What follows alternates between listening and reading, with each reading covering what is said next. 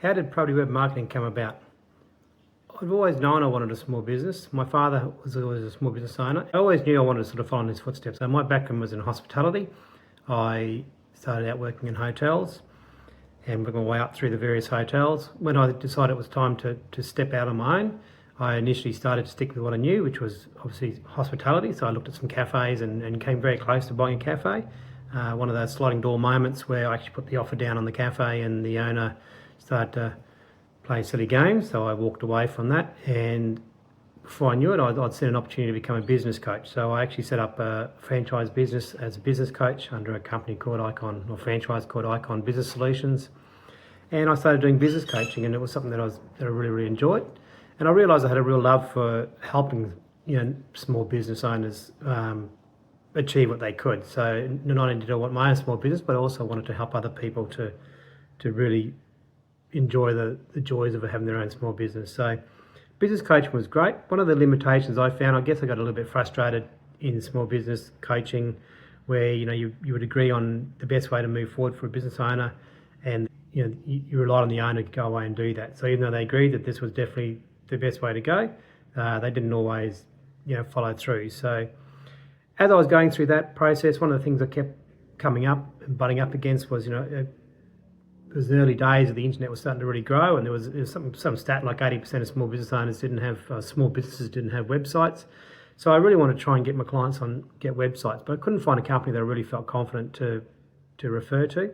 And then I came across a platform called Adobe Business Catalyst, which was a Australian company that built a platform to build websites on.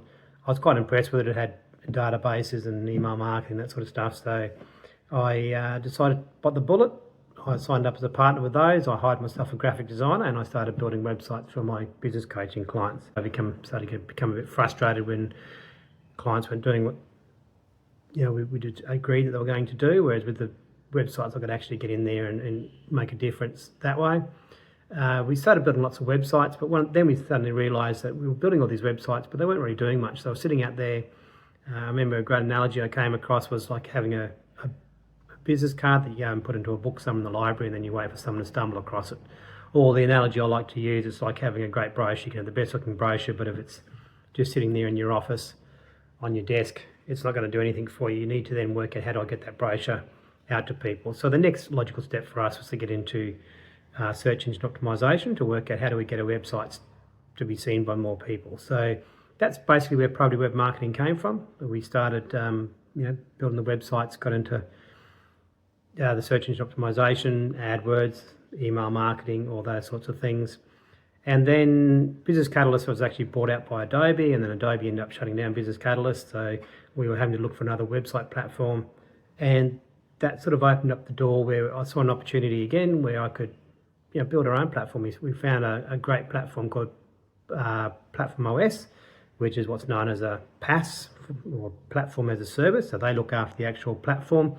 It's also known as what's known as a headless CMS, so they look after the data for the website, but then we had to build the content management system that sits over the top of that so that we could then build our websites and flesh it out. So the advantage we saw in that was we could actually build the websites how we wanted to build them. Over the years of doing SEO, we'd come across, we worked out the best way that we could structure our websites. And by building it ourselves, we could actually have it exactly how we wanted it, whereas with other platforms we always found there was always compromises. You couldn't quite build it exactly how you wanted. You had to compromise. And we haven't looked back. We now have Smarter DXP. It's an amazing website platform.